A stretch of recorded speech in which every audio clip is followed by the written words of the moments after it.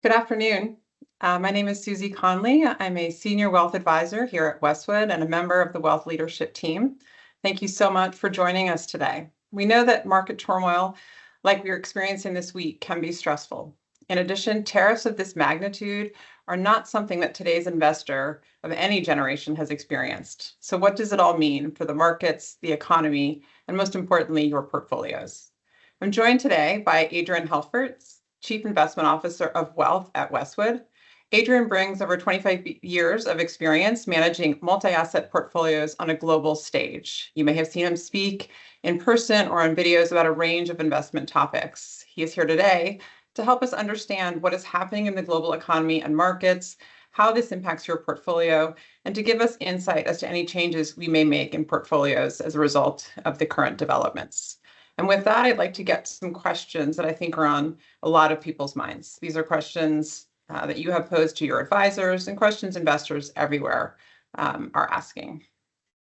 So Adrian, maybe let's start with some basics for those of us who are maybe not as familiar with tariffs. We all see the markets are declining on the news of these tariffs. What do you see as the biggest driver of that decline? Great, thanks, Suzy, and I appreciate all questions. Certainly, markets are declining. Not all markets are declining. Bond prices are going up as rates are going down. So there's a lot of moving parts that are giving us a signal of what the drivers are. And that is the key question. Equity markets are declining because strategists, economists, investors are moving down their expected growth rates going forward, at least for the near term. And so with near-term growth rates coming down, number one, and number two, with a higher risk premium, a higher uncertainty premium getting added to whether or not you are going to invest in a particular security, whether a company is going to IPO or buy another company. All these things require a larger hurdle because of the uncertainty of what might happen.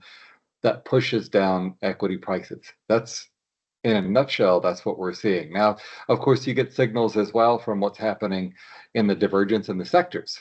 The sectors themselves are, you're seeing those defensive sectors, things like healthcare and utilities, that are doing a little better. Those are more systematic, risk-off oriented sectors for those investors saying, oh my gosh, I'm concerned, but I would like to be involved in the equity markets. They're going to move to the more defensive sectors. And we're seeing that divergence now. Areas like financials are very economically sensitive and they're more heavily impacted. Areas like technology have been trading at elevated valuations and predicated on strong growth. With growth coming down, that's getting impacted. I'll mention a couple of other areas. One is, as I said, bond prices are rising. That means rates are dropping on risk-free bonds. That's US government bonds. They are serving as a safe haven for investors as investors are potentially moving to sidelines or rotating to less risky areas. Then the benefit would be that of buying individual risk-free bonds. They're also reflective, of course, of lower implied growth rates. Now, there will be an offset to how much inflation we see on the back of new policy, but those are lower growth rates.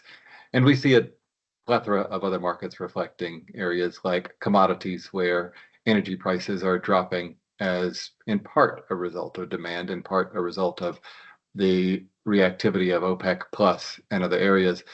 And gold and other areas are telling us we're in a risk-off environment.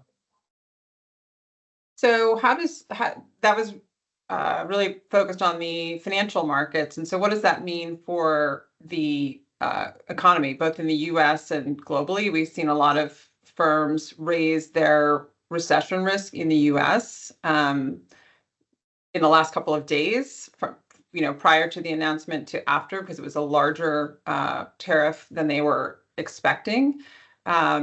We had Fed Chairman Powell out earlier today speaking about the tariffs, again, likely to lead to slower growth and at least a temporary increase in inflation. So can you talk a little bit about how the tariffs translate into the US economy, which obviously then impacts the financial markets? Sure, great question. And that truly is the number one question, not just the investor pocketbooks. It is this uncertainty that we've seen that's been policy uncertainty. We actually got a little bit of policy certainty on April 2nd, and it wasn't good policy certainty. It was on the heavier handed end of the spectrum of what was expected.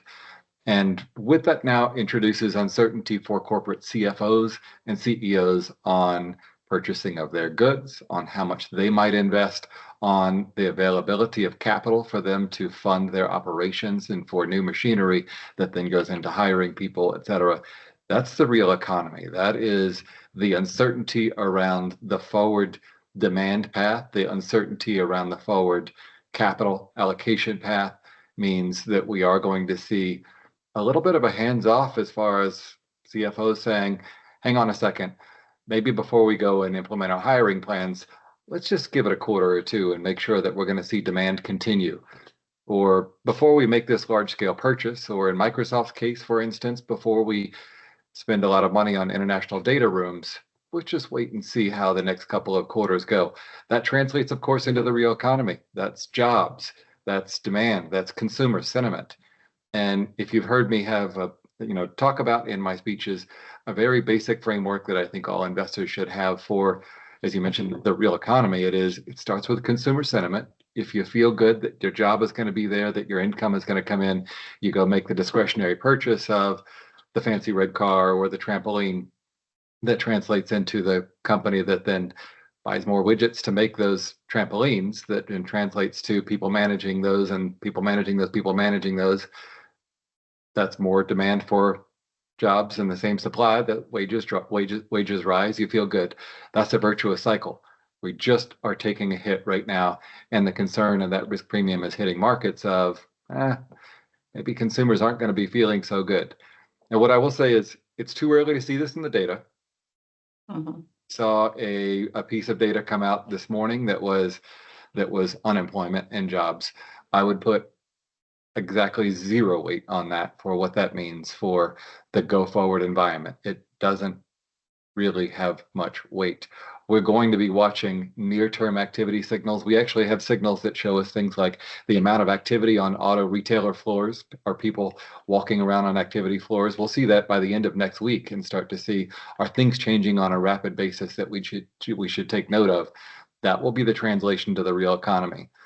And I take note to investors to, before you jump quickly and make big assumptions, make sure that you're seeing that this is going to translate into the activity that the markets are pricing now before you make large changes in your portfolio, as we're doing as well. We recognize there will be a downtrend in the near term of growth. The first activity that we've seen in the market right now is to hit the sell button. And we need to see some of this translate into data before we can say how much is really going to be impacting the economy. Yeah, I think that discipline around investing is very important. It's easy to get emotional at times like this, and part of why we advocate for clients to have an asset allocation. It really brings discipline, to portfolios during times of stress like we're seeing right now. So related to the economy and the fact that we did have a relatively good jobs report this morning, the two sort of mandates of the Fed is unemployment and inflation. And now people are looking at inflation probably, which it's already a little higher than the Fed likes to see, and it's probably not going to go back up, at least in the short term. I think it remains to be seen how long and how much of an impact that is. But on the other hand, the jobs market is, on a relatively good footing at the moment. And so what tools then does the Fed really have, and how do you see them approaching this market? I mean, the president was out this morning suggesting that they should be cutting interest rates. I think the Fed chairman pushed back, suggesting that they didn't feel the need to do that. But obviously, they do have some quivers to use, because rates are not back at zero as they were several years ago. So what are your thoughts on the Fed and their role?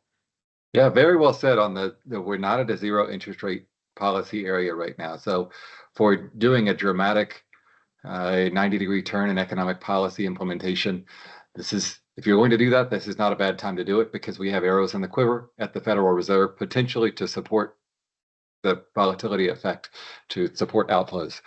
The inflation expectation that we see, we just finished going through our expectation for the capital markets outlook that we're going to publish, and we increased our inflation expectation near term. What is very interesting, I think, is when you actually look at inflation expectations priced by the market for 10 years hence, or even 5 years hence, they're lower than April 2nd. They're lower than April 2nd for potentially two reasons. One would be if we do go down a recession pathway, that would be demand destruction, and eventually you're going to see prices come down. The other more likely one is it's a new environment where if we are an environment of protectionism around individual economies and borders and border walls set up with tariffs, then you end up with duplicity in your supply chains. And so you end up with a lot of goods chasing the same consumer. And so you'll end up with more goods, so more supply and the same demand. Right. That's what we're seeing going forward. In the near term, though, yes, this impacts the Federal Reserve. The Federal Reserve is at a higher rate than at a zero interest rate level. They have capacity to support risk-off scenarios, or the wealth effect, as I often talk about it. And I personally believe that I don't think they're going to focus as much on higher inflation, partially because it's near term and partially because what is raising interest rates do to suppress demand for that raises inflation in a tariff-driven environment? It does not. So the other leg of the stool, as you mentioned, there is a dual mandate, and that dual mandate is labor and inflation. And we saw a little bit of a tick up in unemployment this morning. It doesn't mean much. We're going to be watching the forward indicators. If we see unemployment tick up, if we see uncertainty at consumer level, at CFO level, at CEO level translate into a lack of new hiring, then the Fed will support that. And so I would anticipate an accommodative Fed, meaning I would anticipate that we'll see more hikes or more cuts than before April 2nd. And the market is telling us that as well. The market is currently expecting between 3 to 4 cuts by the end of 2025. And I think that's appropriate for the reasons of this change. We're seeing a significant risk off, and that's going to impact purchasing. That's going to impact that whole vicious and virtuous cycle. And the Fed has the capability to support some of that, but not all of that. Not all of it. Right. And what about stagflation? Maybe start with the definition of stagflation, but that's certainly a term that you're starting to percolate given the slowdown in growth and rise in inflation. As you mentioned the word stagflation, I swear I got little chills. It's the worst of the environments. It's what you don't want. Let's just say when you get a rise in inflation and suddenly you're paying more for goods, yet you're seeing lower growth. So you probably have lower wage inflation and your real purchasing power is going further down. That's the deleterious effect of stagflation. And should we see that, we are short term likely to see stagflation, and we're going to see the Google searches for what stagflation means pick up in a big way. I'm less worried about it longer term as a mechanic. I'm less worried about inflation remaining elevated for a significantly longer term. Near term, yes. And near term is like egg prices. So people aren't buying as many eggs now because they are more elevated in pricing. Certainly in my household, I'm not having the eggs every morning. I was, because they cost $1 a piece. But longer term, I believe that we'll see inflation normalize a little further. It's the demand destruction. It's the demand coming down if we see this not translate into a normalization of relations and duplicity in supply chains and the other things that would be generally bad for consumers in the retail environment. That would be the negative impact. So we could see a stagflationary environment. I'm probably more worried that longer term we see a deflationary environment. And if I said I got chills on stagflation, it turns into outright night sweats when I think about deflation.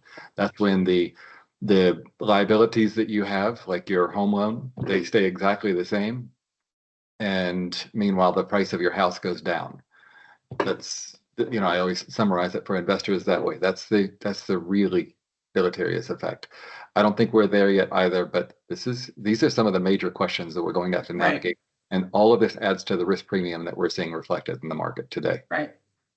And so staying on the economy for a second, because I do think it has such a big impact, obviously, on the markets. People people have, including ourselves, have raised the probability of recession. Doesn't mean it's a guarantee. And as a reminder, a recession is 2 quarters of negative GDP growth. But let's say we do go into recession. In fact, it's a prolonged recession. Do you feel like that would lead to a bear market, or do you feel like that's unrelated?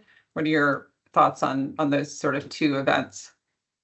If we do go into a recession, I could talk for an hour about this one. Of course, if we're in a recession, we'll know about it 2 years later when the NFIB guys sit in their room smoking cigars and say, was that a recession or not? That's usually when we find out it was a recession.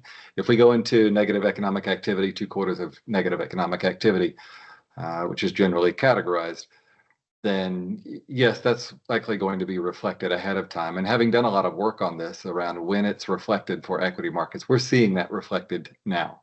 By the time we see 2 quarters of negative economic growth, we're going to see certain sectors and certain areas start to appreciate, and we're going to see opportunities. So of all these really difficult things we're having conversations about right now, because equity markets are having such difficulty, and CNBC is loving this because this is prime time. This is prime time.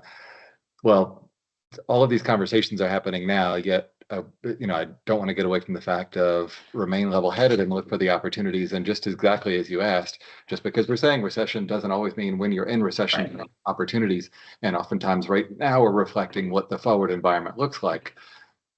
In the forward environment, we're going to be looking for where the potential lies. Is the accommodativeness of now a recession-oriented Fed going to lead to lower interest rates that might help certain areas of the real estate economy?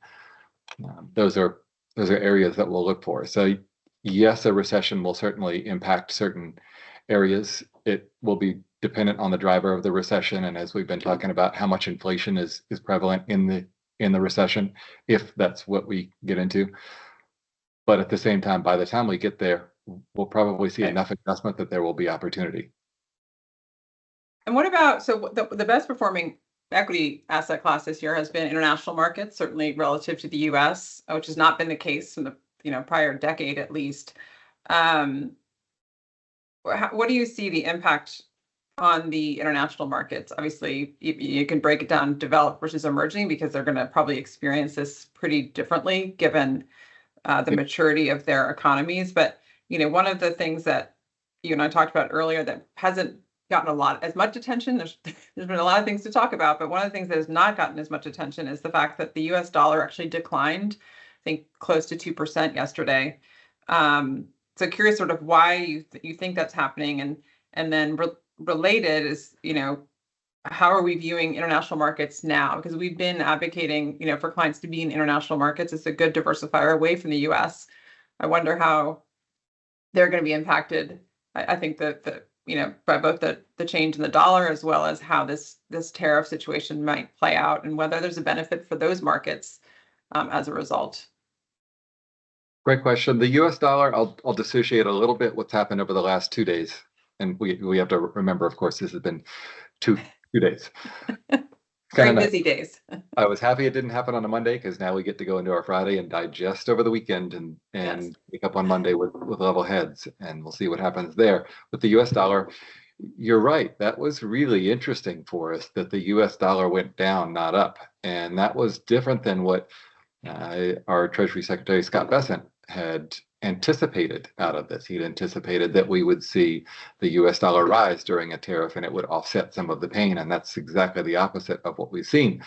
I think in part that is, number one, it's a downgrade in US growth. And we're going to see US rates come down as a result. So there's interest rate parity and US rates coming down. And it's a little bit of knock on US exceptionalism of border walls going up vis-a-vis tariffs is taking down some of the interest in things like hoarding US dollars for trade flows. So it's a big enough impact that had we done step-by-step tariffs, we might have seen the US dollar rise as a course as we got through various negotiations. We saw a large enough initial announcement that I think it was a knock on the US exceptionalism vis-a-vis our peers that maybe aren't hoarding as much dollars as they were in the past. And that's scary, because that could lead to longer term concerns around the global reserve currency status. We are far, far from that. So even me thinking about that at this point is it's something that I'm sure the news press will pick up, but we're far from things like that. The rise in international markets, yes, we have been actually advocating for having some exposure to international markets, though we've been recognizing that U.S. markets have been growing and overweight generally U.S. markets for some time. Now we're going to see international markets. We've seen international markets over the course of the year do very well, in part because of spending, in part because of policies that we put in place, especially around the defense industry, has led to much, much larger spending in the European markets. And so Europe is where we've seen the greatest amount of differential, especially in Germany, where they basically removed their debt limit and said, we're going to spend and we're going to support our own security status more than we have in the past. That spending is just like we saw in the United States after 2009.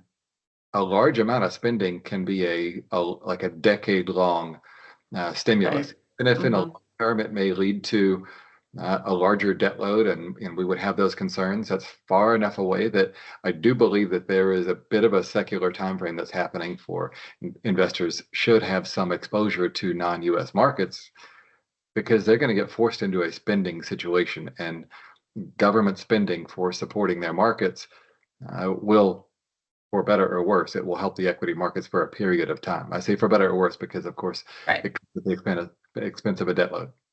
Yeah. Let's maybe turn it to portfolios and sort of, there's the initial reaction of like, I should trim my equities now, and it's sometimes sort of, well, we've kind of missed the boat on that, so maybe we're going to sit tight and, as you talked about earlier, see how things sort of play out, which is hard. But I think, we saw this in 08, 09. It was better to sort of wait and assess and make informed decisions rather than be reactive. But what are some changes maybe we made coming into this? Obviously, no one was really prepared that I've seen for the extent of these tariffs, but certainly we knew they were coming. And so, how were we positioning client portfolios kind of before this, and what are we looking for going forward? And you probably can't comment on timing quite yet, but what are some of the things that you're looking for and are likely to happen in client portfolios? Sure. Well, coming into this, we had actually been more conservative. We reduced a little bit of risk, not because we expected the level of announcement that we saw, simply because elevation of valuations were what we were witnessing at the same time of increased policy uncertainty, and we wanted to wait and see how the chips fell. So we came in at a reasonably conservative bias. This is more onerous than certainly the market expected. And so it behooves all of us to look and say, I don't know if this is the bottom. I don't know if this is the time to add. And we're certainly not looking to say we're going to try and capture the equity market right at the bottom. We want to see more policy certainty. But at the same time, there are always areas of opportunity for a level-headed investor. Some of the areas of uncertainty are things like Intel. Intel is one of our positions. And what happened yesterday with Taiwan Semiconductor saying they're going to start producing chips with Intel, looking for opportunities that are individual opportunities like that, looking for allocation opportunities that are within our funds that hold that possibility, like you were talking about, international, of where spending might occur, where investors might benefit, where I don't want to say the baby's thrown out with the bathwater, but where overpricing or over amounts of fear have led to valuations overly impacted. We want to never lose our sight of there are opportunities in the market, Right. And we're going to take advantage of those without trying to step in too early. Yeah. I mean, I don't think you need to hit the bottom if you're a long-term investor, right? If you think a year, 2, 3, 4 years from now that markets will be higher, then it's probably a good opportunity. But certainly you want to be making an informed decision as to where you might put that capital. And, and for some clients, it may make sense to take some risk off the table. And if people are concerned, I'd suggest they reach out to their advisors and talk to them about that. And we can come back with, our thoughts and a proposal if that's needed, or if clients have cash. I mean, I have clients who have cash and, thinking about, even if you're not investing today, perhaps having a plan in place of where we know the portfolio needs to make some additions so that at the appropriate time we're ready to go and not, sort of being behind trying to do that. So there's certainly conversations that can be had that hopefully give clients comfort as to how their portfolios are performing and things that they can do or should do at a time like this. Agreed. It's the longer term vision is what clients should focus on of where we are in a valuation spectrum, what might occur in the longer term future. And if we go through a 2 or 3 year morass that is a difficult downturn, and that makes you nervous for where you are in your financial paradigm, you maybe should talk to your advisor. But these are the kind of timeframes that as investors we are looking forward to of not trying not to get caught up in what is exactly happening today and tossing things out or stepping in too quickly. It is focusing on what the possibilities are for a 3-year hence. Yeah. Well, Adrian, thank you so much for your time today and for helping us understand better all that's happened the last couple of days. It's certainly been very interesting. I've never, experienced this and been doing this a long time. And, for clients that are listening or watching, and you have any further questions, please do reach out to your advisor. Whether it's about your portfolio or just about the economy and the markets in general, we're happy to answer those and get back to you as soon as we can. And wishing everyone a great weekend. Maybe don't watch too much CNBC. And thank you. Thank you.